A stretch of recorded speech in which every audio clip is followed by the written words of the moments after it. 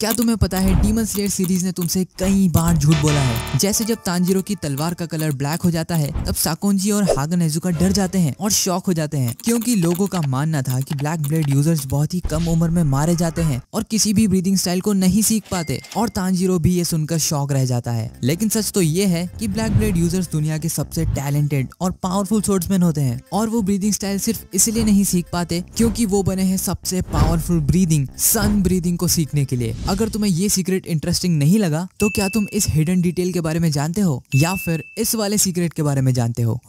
आज की इस वीडियो में मैं तुम्हें 21 ऐसी सीक्रेट्स बताने वाला हूँ जो कि डेफिनेटली तुम्हें नहीं पता होंगे। जैसे अगर तुम सीजन 2 की ओपनिंग को ध्यान से देखोगे तो तुम एक हिडन डिटेल नोटिस करोगे। यहाँ पर तांजीरो, जेनित्सु और इनोस्के के पीछे कई सारे लोग घूम रहे हैं, लेकिन सिर्फ इन 3 आंटीज का ही फेस ढंग से दिखाई दे रहा है। और इसके पीछे हिडन डिटेल ये है कि आगे सीरीज में तांजीरो, जेनित्सु और इनोस्के लड़की बनकर इन आंटीज के घर में ही जाते हैं। और अगर तुम इसी ओपनिंग को ध्यान से देखोगे तो तुम्हें कुछ कैरेक्टर्स का कैमियो भी दिखाई देगा। जैसे यहाँ पर इनोस्के जिस बंदे को गलती से पंच मार देता है, सीरीज में आगे इनोस्के फिर से उसी बंदे को पंच कर देता है। और जैसे ये वाला बंदा जिसका कैमियो सीरीज में आगे देखने को मिलेगा जब दाकी उसका हाथ काट देती है। ओके, तो तुम्हें ये तो पता ही होगा कि साबितो, जो कि गियू का बेस्ट फ्रेंड था, वो एक बहुत ही टैलेंटेड स्वॉर्ड्समैन था। लेकिन क्या हो अगर मैं तुम्हें कहूँ कि तांजीरो उससे भी ज्यादा टैलेंटेड है? हाँ, तुमने बिल्कुल सही सुना, क्योंकि सिर्फ 2 साल की ट्रेनिंग में ही तांजीरो साबितो से भी बेटर स्वॉर्ड्समैन बन गया था। अब ऑब्वियसली साबितो भी कोई छोटा मोटा डीमन स्लेयर नहीं था, क्योंकि वो बहुत कम एज में ही गियू से भी ज्यादा स्ट्रॉन्ग था। जिसका मतलब अगर आज भी वो जिंदा होता तो शायद वो एक हाशिरा होता, इनफैक्ट गियू से भी पावरफुल। लेकिन तब भी वो तांजीरो से पावरफुल नहीं होता, क्योंकि तांजीरो उन चुनिंदा लोगों में से एक है जो कि 2 ब्रीदिंग स्टाइल एक साथ परफॉर्म कर सकते हैं। ऊपर से तांजीरो को सबसे पावरफुल ब्रीदिंग स्टाइल भी आती है जो कि है सन ब्रीदिंग। ओके, तो तुम्हें ये तो पता ही होगा कि हाशिरा बनने के लिए तुम्हें 50 से ज्यादा डीमंस को मारना होगा या फिर किसी 12 किजुकी के मेंबर को मारना होगा। लेकिन क्या तुम्हें ये पता था कि रेनगोकू हाशिरा बना था लोवर मून 2 को मारकर, जिस फाइट के दौरान रेनगोकू के कानों को भी काफी डैमेज पहुंचता है और सीरीज में आगे उसे थोड़ा कम सुनाई देने लगता है।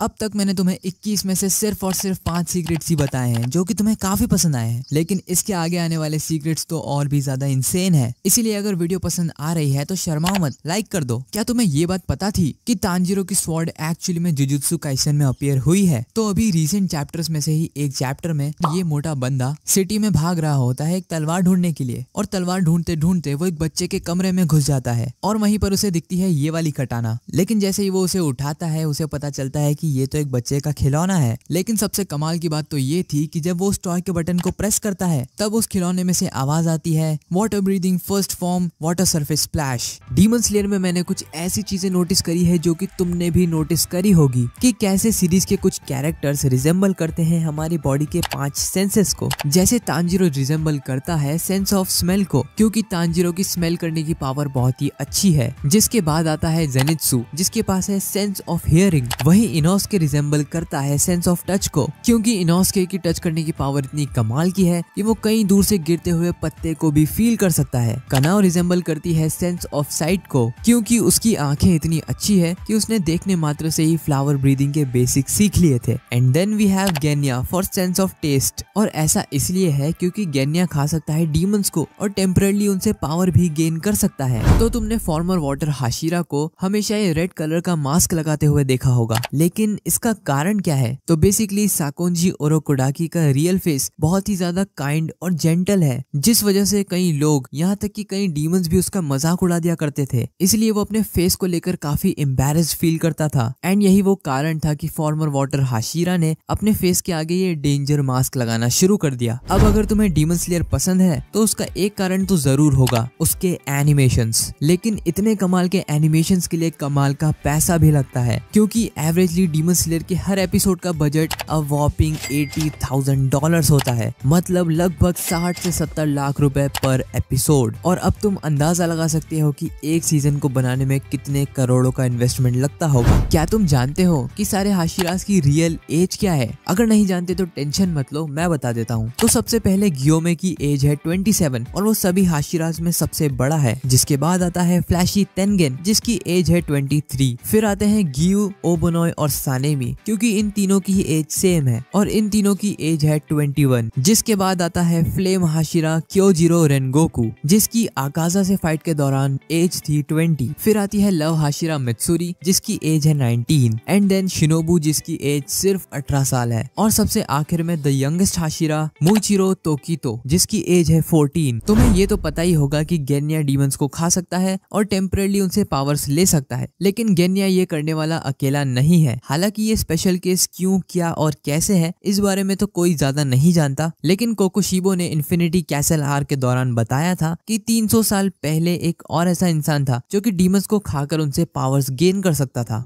अगर अभी तक तुम्हें नहीं पता तो मैं बता देता हूँ कि ग्योमे एक्चुअली में अंधा है और वो कुछ भी देख नहीं सकता। लेकिन ऐसा आखिर हुआ क्यों? तो बेसिकली जब ग्योमे डीमन स्लेयर नहीं बना था और एक नॉर्मल लाइफ एंजॉय कर रहा था तब उसे एक बार बुखार आ जाता है, लेकिन ये वाला बुखार इतना ज्यादा बढ़ जाता है कि ग्योमे की आंखों की नसें ही पंक्चर हो जाती है और वो परमानेंटली अंधा हो जाता है। अगर तुमने ध्यान दिया हो तो पूरी डीमन स्लेयर सीरीज में सिर्फ ऐसे 2 ही कैरेक्टर्स हैं जो कि 2 निचिरन स्वॉर्ड्स यूज करते हैं और वो दोनों डीमन स्लेयर हैं तेनगेन उजुई और इनोस्के। और क्या तुम्हें ये बात पता थी कि मित्सुरी एक्चुअली में रेनगोकू की स्टूडेंट रह चुकी है? तो जब रेनगोकू हाशिरा नहीं बना था तब वो मित्सुरी को अपने अंडर ट्रेन करता था, लेकिन जब मित्सुरी फ्लेम ब्रीदिंग को ढंग से अडेप्ट नहीं कर पाती है तब वो इन्वेंट करती है अपनी खुद की ब्रीदिंग, लव ब्रीदिंग को। क्या तुमने कभी रॉक पेपर सीजर्स खेला है? खेला ही होगा और उसमें जीते भी होगे, लेकिन तुम कभी भी नेजुको से रॉक पेपर सीजर्स में नहीं जीत सकते क्योंकि डीमन स्लेयर के क्रिएटर ने यह बात क्लेम करी है कि Nezuko rock paper scissors game में हमेशा जीतती है। सिर्फ यही नहीं, डीमन स्लेयर के creator Koyoharu Gotouge Demon Slayer fans के लिए कुछ स्पेशल रिजल्ट्स भी अनाउंस कर चुके हैं कि अगर कभी सारे हाशिरास का आर्म रेसलिंग मैच होगा तो उसके रिजल्ट्स क्या होंगे। तो जैसा कि तुम देख ही सकते हो मैच में ग्योमे क्लियरली जीत जाएगा, जिसके बाद सेकंड पोजीशन होगी तेनगेन उजुई की, देन थर्ड होगा क्योजिरो रेनगोकू, फोर्थ होगा Sanemi, then Giyu, Mitsuri, Muichiro, Obanai and then finally the weakest Hashira Shinobu. और उन्होंने पोस्ट स्क्रिप्ट में ये भी लिखा है कि अगर तांजिरो भी इस मैच का पार्ट होता तो वो मुइचिरो और ओबोनोय के बीच में होता। नेक्स्ट वाला सीक्रेट काफी अजीब है, मेरा मतलब काफी ज्यादा ही अजीब है, क्योंकि मित्सुरी के बालों का कलर पिंक होने का कारण है साकुरा मोची। हाँ, साकुरा मोची, जो कि पिंक कलर की एक rice ball type sweet dish होती है और मित्सुरी ने वो इतनी ज्यादा खा ली कि उसके बालों का कलर ही पिंक हो गया। कहा था ना अजीब है। तो बेसिकली जिस टाइम पर डीमन स्लेयर की स्टोरी बेस्ड है यानी कि तांजिरो के टाइम पे, इस टाइम तक मुजान की 5 पत्नियां रह चुकी है। नहीं, मुजान को दूसरी शादी करने का कोई शौक नहीं है, बल्कि मुजान किसी रीजन से ही शादी करता है, जैसे मनी, पावर, सोसाइटी में रिस्पेक्ट जैसी चीजें। और जब उसका गोल कंप्लीट हो जाता है तो वो अपनी वाइफ्स को इतना ज्यादा मेंटली टॉर्चर करता है कि वो सभी सुसाइड कर लेती है। आई मीन ऑब्वियसली यार, वो मुजान है। तो तुम्हें ये तो पता ही होगा कि सभी डीमन स्लेयर्स को अपना एक मैसेंजर क्रो मिलता है, लेकिन क्या तुमने कभी इनोस्के के पास अपना क्रो देखा है? नहीं देखा होगा। और ऐसा इसीलिए है क्योंकि इनोस्के अपने क्रो को लिटरली 18 बार खाने की कोशिश कर चुका है। हाँ, तुमने बिल्कुल सही सुना,